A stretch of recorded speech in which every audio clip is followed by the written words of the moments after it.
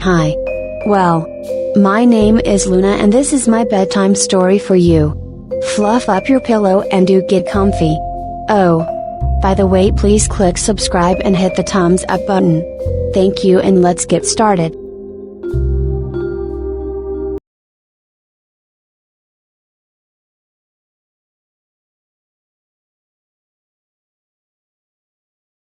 The Frog King or Iron Heinrich, by Jacob and Wilhelm Grimm.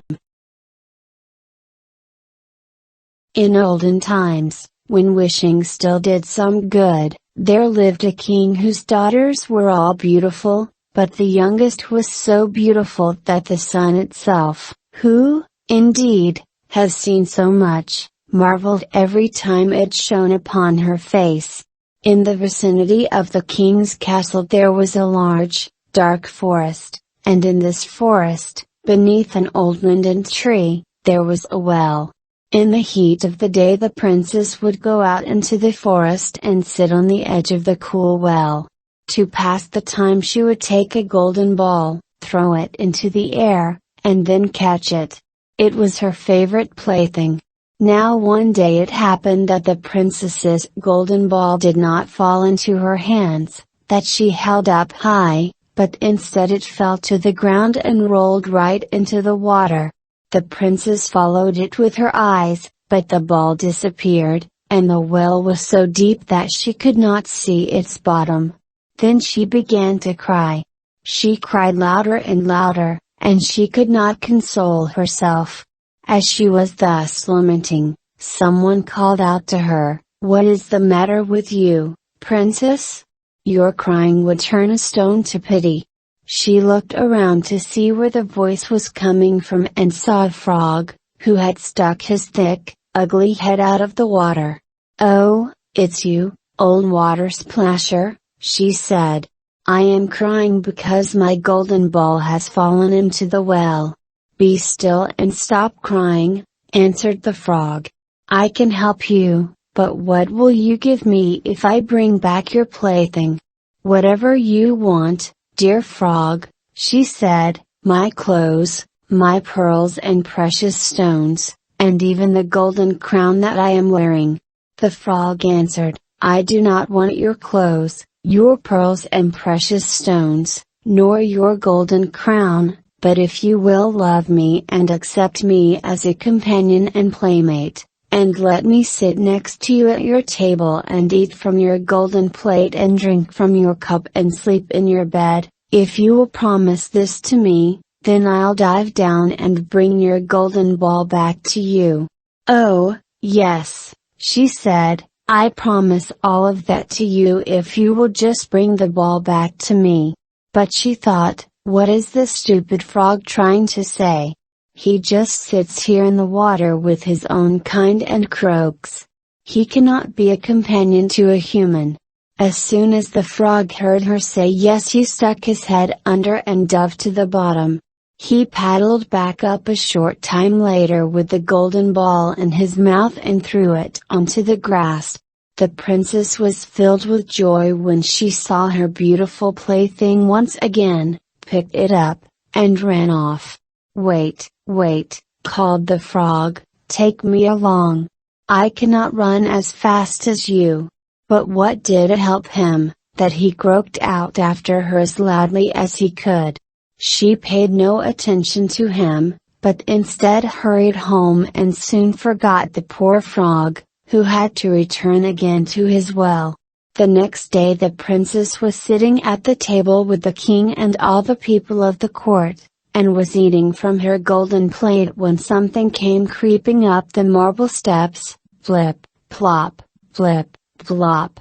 As soon as it reached the top, there came a knock at the door, and a voice called out, "Princess, youngest, open the door for me." She ran to see who was outside. She opened the door, and the frog was sitting there. Frightened, she slammed the door shut and returned to the table. The king saw that her heart was pounding and asked, "My child, why are you afraid? Is there a giant outside the door who wants to get you?" "Oh, no," she answered. It is a disgusting frog. What does the frog want from you? Oh, father dear, yesterday when I was sitting near the well in the forest and playing, my golden ball fell into the water.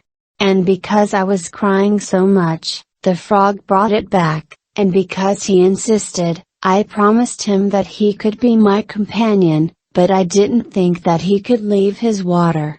But now he is just outside the door and wants to come in. Just then there came a second knock at the door, and a voice called out, "Youngest daughter of the king, open up the door for me. Don't you know what yesterday you said to me down by the well? Youngest daughter of the king, open up the door for me." The king said, "What you have promised, you must keep. Go and let the frog in." She went and opened the door, and the frog hopped in, then followed her up to her chair. He sat there and called out, "Lift me up next to you." She hesitated, until finally the king commanded her to do it. When the frog was seated next to her he said, "Now push your golden plate closer, so we can eat together." She did it, but one could see that she did not want to. The frog enjoyed his meal, but for her every bite stuck in her throat. Finally he said, "I have eaten all I want and am tired. Now carry me to your room and make your bed so that we can go to sleep." The princess began to cry and was afraid of the cold frog and did not dare to even touch him, and yet he was supposed to sleep in her beautiful, clean bed. The king became angry and said, "You should not despise someone who has helped you in time of need." She picked him up with 2 fingers, carried him upstairs, and set him in a corner. As she was lying in bed, he came creeping up to her and said, "I am tired, and I want to sleep as well as you do. Pick me up or I'll tell your father." With that she became bitterly angry and threw him against the wall with all her might. "Now you will have your peace, you disgusting frog." But when he fell down, he was not a frog, but a prince with beautiful friendly eyes. And he was now, according to her father's will, her dear companion and husband. He told her how he had been enchanted by a wicked witch, and that she alone could have rescued him from the well, and that tomorrow they would go together to his kingdom. Then they fell asleep. The next morning, just as the sun was waking them, a carriage pulled up, drawn by 8 horses. They had white ostrich feathers on their heads and were outfitted with chains of gold. At the rear stood the young king's servant, faithful Heinrich. Faithful Heinrich had been so saddened by his master's transformation into a frog that he had had to place 3 iron bands around his heart to keep it from bursting in grief and sorrow. The carriage was to take the king back to his kingdom. Faithful Heinrich lifted them both inside and took his place at the rear. He was filled with joy over the redemption.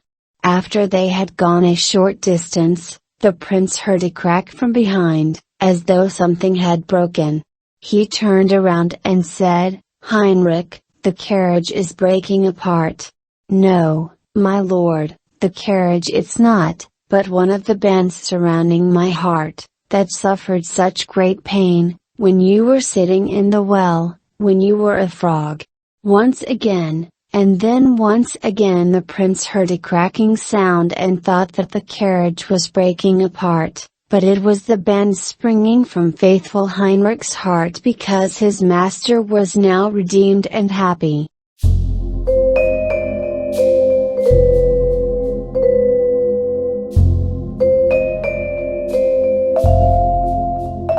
That's it for that story, guys. How about it? Can you go to sleep now? If you have a story too, please do email me your story. I place my email on my description box. Till next time, bye.